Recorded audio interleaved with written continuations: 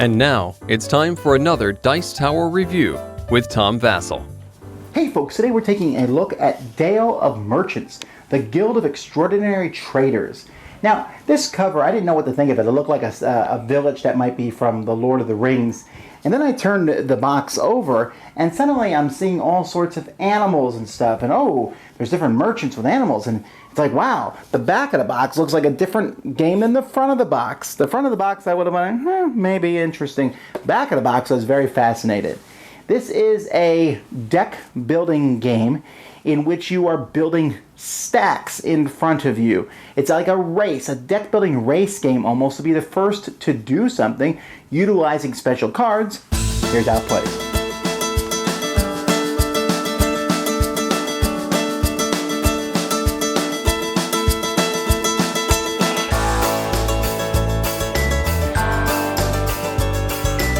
There are 6 animal decks included in the game: flying squirrels, giant pandas, raccoons, ocelots, chameleons, and macaws. So you're going to take a number of decks equal to the number of players. So let's say there's 4 players in the game, you'll take 5 decks.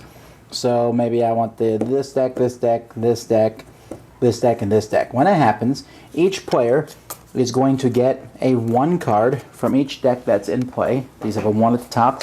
And then they'll take junk cards and fill that so they have 10 cards. This is your starting deck. All the rest of the cards, minus the 1s, are shuffled together and make one big deck. So in the middle of the table, there's going to be kind of a store here where you'll be able to buy cards. These cards are placed from the deck. Players are going to have their own handful of cards. That's going to be, they're going to shuffle their deck, and they're going to draw a full handful of these cards from the different animals and the junk cards. And you, on your turn, can take one action. After you take that action, you will draw back up to 5 cards. One action would be simply to discard cards from your hand, doing nothing else. This action won't happen often, but it can be done. Another action is to buy a card in the middle of the table. So perhaps I want to buy this card here. This card would be 2 plus 2. That card costs 4, so I discard these cards. They're all a value of 1, and that costs 4. And then I will place that card into my hand, discarding the cards that I used to pay for it. And you can see obviously that things down here are going to be more expensive. Whenever at the end of each turn, after your actions are done, these cards will move over and another card is drawn. And so players are going to be constantly buying more cards and adding them. A player can also play a card as a technique. Each card is a technique and has a special thing. For example, this one here, choose a card from the market and place it in your hand. Some technique cards, like this charm here, have a plus sign on them that after you play that technique, you have another action. So these cards are easier to play. And finally, the last thing you can do on your turn is you can play a card in a stack in front of you. The first card stack is a value of 1. The second card stack would be a value of 2, which could be 2 1s put together of the same type, or just a value of 2. Then maybe a value of 3. And then a value of 4, and so here's a 4. Then the next one is a value of 5, and as it could be, you could just use a card that's a value of 5, but you also can play cards together in a stack as long as they are the same animal type, the same color. So here I place these as a 5. So 1, 2, 3, 4, 5. The first person who gets stack 8 out wins the game. So this is the whole point of the game. So if you can play a stack, you can discard cards, you can buy a card, or you can play a card as a technique. Players start with these junk cards, and they're not really worth that much. They're usually only used to buy other things, although there is ways that you can get them into your stall. Your stall is where you're putting the stacks of cards, 1, 2, all the way up to 8. Then we have the ocelots. The ocelots are about randomness. Discard your hand, draw the same number of cards from your deck, and shuffle them with another person's hand. You get them randomly. This one here, there's a die that comes with the game. You roll that die, and the number of dots on it is added to this when you're buying another card. Here you can gamble. You roll the die and exchange that many cards between your hand and the hand of another player. The chameleons are about changing cards into other things. This card's a copy of the top card of their player's discard pile. This card's a copy of the top card of the market's discard pile. This copy is a copy of another card in your hand. The macaws are all about manipulating things. When you draw new cards, don't count this card towards the card limit in your hand. Or draw 3 cards in your deck, keep 1 in your hand, and place the rest back on top of your deck in any order. The pandas are about getting rid of cards. Here you can throw away junk cards. These are basically gone from the game. If you don't like junk cards, you can get rid of them. These are ways to kind of pare your deck down. Flying squirrels let you manipulate the stalls. When you build a stack with this card, you can add or subtract one from a value.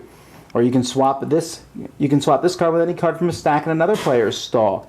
Or here, when you build a stack with this card, you may use cards from any animal folk sets to build the stack. So I can mix two groups together. And then finally, the thieving northern raccoons are all about messing with the other players.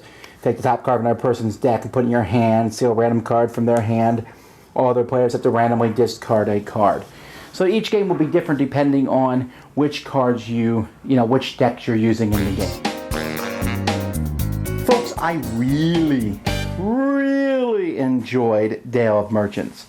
The artwork in the game is phenomenally good. Again, this is good artwork on the front. It just didn't match the rest of the artwork. But man, I really enjoyed the artwork. I like how there's a different feel.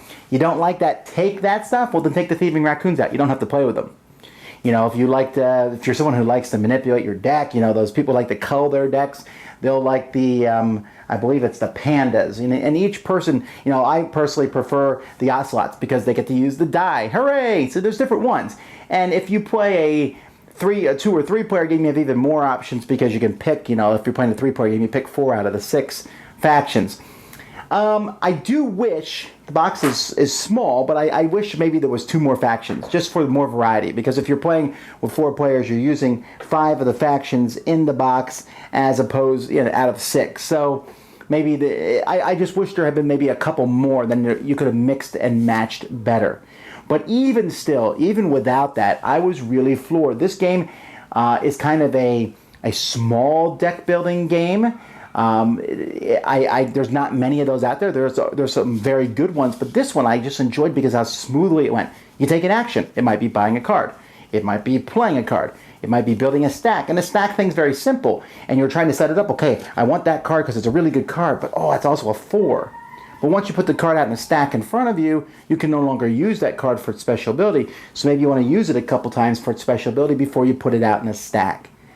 This game is just the definition of a streamlined, nice game that has a theme in it. The pictures and the different traits of the animals come forth, while at the same time it's not that complicated. And once you play it a couple times, you're really going to pick up on it because each card does different things, but they're kind of very straightforward things. You'll notice elements of other deck building games coming into this one, but again, I just felt like a very solid, straightforward game, and it's easily portable because of its size. Highly recommend it. The game says 30 minutes on it. That's very reasonable time length, and that's with 4 players. With 2, I think you can knock it out even faster than that. With 3, somewhere in between.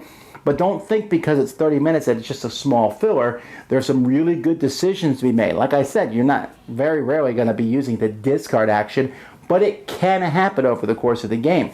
And anytime a game gives you those different options that you can do, and you're sitting there thinking about buying a card for multiple reasons.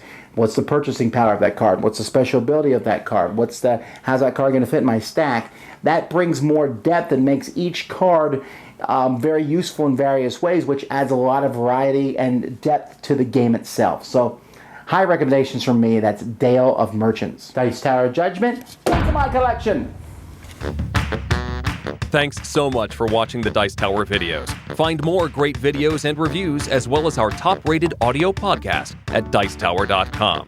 You can also find other great shows at Dicetowernetwork.com. I'm Eric Summerer, and you've been watching The Dice Tower. The Dice Tower is sponsored by Cool Stuff Inc., where you can find great games for great prices. Cool stuff in stock. Check them out at CoolStuffInc.com. Cierra la puerta.